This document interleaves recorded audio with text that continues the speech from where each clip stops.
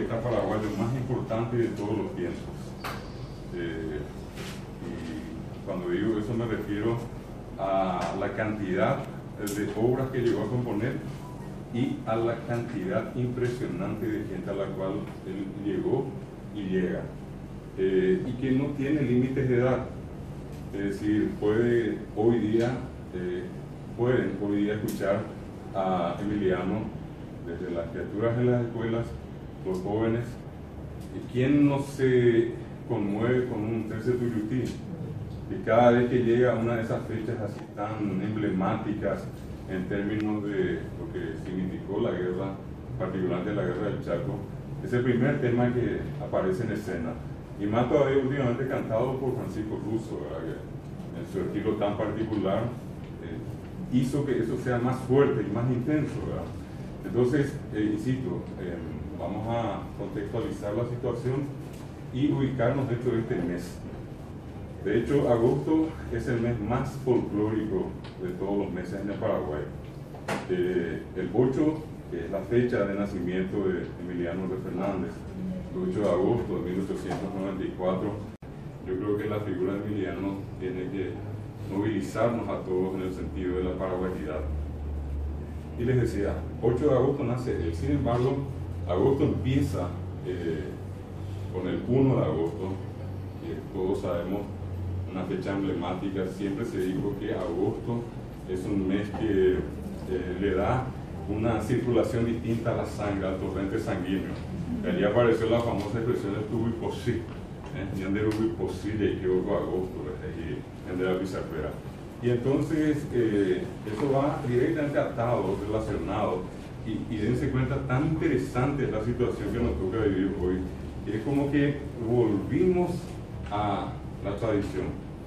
Y recorriendo acá nada más y nada menos que en esta zona donde está el Guijuá, y un poco más de la República Francesa, la cantidad de gente que hoy en día inclusive le puso una marca registrada a una botellita, y de hecho la botellita, el famoso Carolín, caña, ruda y limón, ruda, limón. Y por el otro lado, lo que nos recuerda acá el director es que tenemos nosotros también la costumbre en el mate. Originalmente eran 2 hojañas más. El agosto postil, consumido con cierto cuidado, y con eso algo también tan conocido, tan tradicional, yo diría tan folclórico en el Paraguay, que es el Tuinó, con Tuinoquín. Inclusive muchos de los que están acá todavía seguramente van a recordar antes, cuando la gente tomaba la ortiga y comenzábamos a tirarnos con eso, y obviamente causaba una sensación nada agradable, ¿verdad? La piel, una concha de por medio. Pero dice que eso justamente es lo que ayudaba a curar, a poner la sangre en condiciones. Eso también siempre se relacionó ese primer día de agosto entonces con un famoso refrán ñenga: agosto acapiruja tuyá te mira jajate. ¿Por qué? Por lo que estábamos señalando, no es complicado. Entonces la cuestión pasaba antes, y me imagino hasta ahora para mucha gente que tiene las creencias bien metidas en la cabeza, el hecho de decir, bueno, vaca pirú, las vacas flacas, y los ancianos, varones o mujeres, que conseguían llegar al fin de agosto, era como tener un año de gracia en adelante. Porque agosto, como dije, está mucha gente que le tocó fallecer en este tiempo. Bueno, por otra parte, una cuestión muy interesante, y probablemente que tendríamos que celebrar también, entre las tantas cosas que a veces le atribuimos, buenas o malas, al Parlamento, al Congreso, senadores y diputados, el 1 de agosto fue declarado, hace 3 años, el Día Nacional del Hojañaná.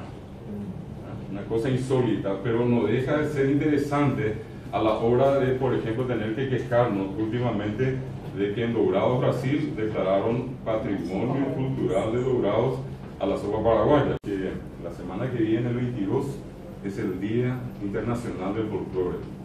Justamente en el mes del folclore, el Día Internacional.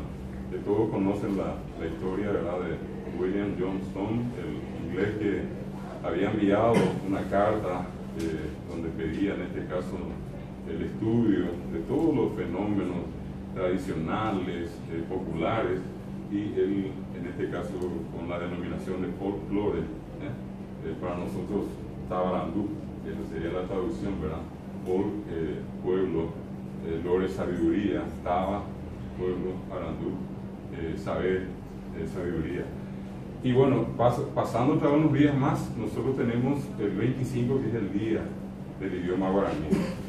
Y eso vale la pena también mencionar que hay historias de uno de los más importantes guaraniólogos de todos los tiempos, a quien también la sociedad paraguaya le debe un homenaje, pero un buen homenaje, es el doctor Reinaldo Julián de Cruz La Rosa. Él había propuesto, a instancias de él en realidad, él llegó a la casa de muchos intelectuales, personas dedicadas a la cultura, trabajadores culturales como diríamos hoy, y asociaciones, instituciones, proponiéndoles la idea, en ese momento una idea de aventurero era lo que hizo de Cruz, cuando él sale y le pide, digamos, que guaraní sea idioma oficial. Y se presenta el documento, él, en nombre de todos, la Convención Nacional Constituyente, que se había reunido en 1967. Y como consecuencia de aquella petición, en la Constitución de 1967, promulgada un 25 de agosto, el día en que se promulgó la Constitución, ese día también pasó a ser el día del idioma guaraní. ¿Por qué? Porque esa Constitución incluyó el artículo 5. Ese artículo 5 decía los idiomas nacionales de la República son el guaraní y el español. Sin embargo, le agregó una frase que después nos costó sangre, sudor y lágrimas cambiar, y sobre todas las cosas trajo una consecuencia, yo diría, tan nefasta, porque abajo decía será de uso oficial el castellano. Y con eso no digo, no, guaraní, usted jugar de campaña, de telejape, por allí era guaraní. Y lo oficial era la escuela, el colegio, la universidad, todo castellano. Bueno, pero sin embargo, lo que es la primera constitución que le da rango, vale la redundancia, constitucional, legal, jurídico, al guaraní es la del 67. Y insisto, por promulgarse el 25 de agosto, y en esa constitución, en el artículo 5, reconociendo al guaraní como idioma nacional, pasó a ser el día del idioma guaraní. Esa constitución también tenía otro artículo, el artículo 92, que decía: el Estado protegerá la lengua guaraní, promoverá su enseñanza, evolución y perfeccionamiento. Artículo 92. Bueno, ¿y qué más tenemos? El 27, el Día Nacional de la Guarania, en homenaje a probablemente el otro grande, si no el más grande de la música, ¿verdad? Obviamente, José Asunción Flores. Y ya marcaríamos así como dos fechas de cierre, también muy emblemáticas acá. La del 30, que está relacionada a Santa Rosa, y en la creencia popular siempre una tormenta, una lluvia grande, como que todo el mundo se prepara para esa tormenta de Santa Rosa. De muchos santos que existen, varones y mujeres, estos que acabo de citar, de San Lorenzo, por ejemplo, el caso de San Ramón, y olvidé el 7, el día de San Cayetano. Quien más, quien menos, una vela, o hay gente que tiene, yo recuerdo a muchos amigos que tienen la estampita del santo en la billetera, gente que recibió, sí, por haber recibido también algún tipo de favor, hacer una chocolatada, una tallarina. Visto que acá creo que en el barrio de San Cayetano luego se juntaban todos los vecinos y vi un pan de más o menos 6 metros que preparaban los vecinos.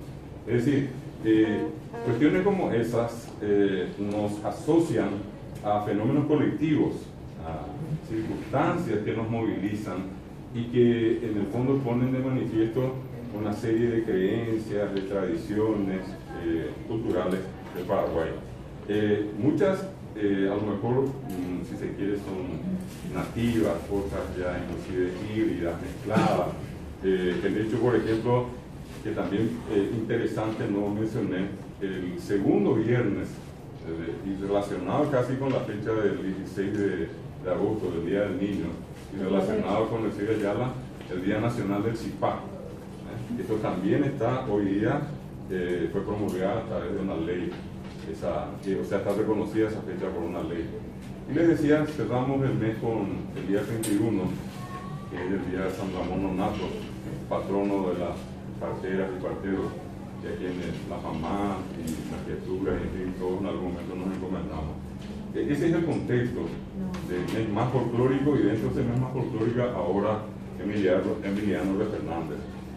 Emiliano, en la circunstancia que les dije, nace en Uizunú, y él con el tiempo asumió una faceta muy particular en su identidad.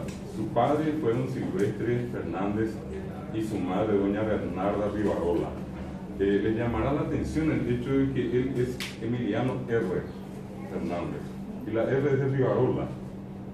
Como que el afecto hacia la madre, el afecto materno, marcó fuertemente su persona y optó por esa R. En esa R está resumida la madre y está antes el padre, ¿verdad? Desde ese punto de vista, él se cría en ese lugar.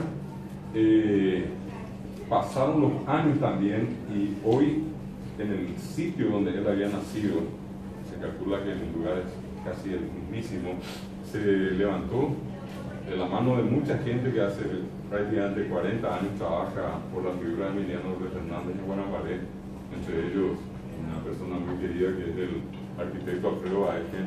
Se construyó un monumento que hoy ya, hablando mal y pronto, perpetúa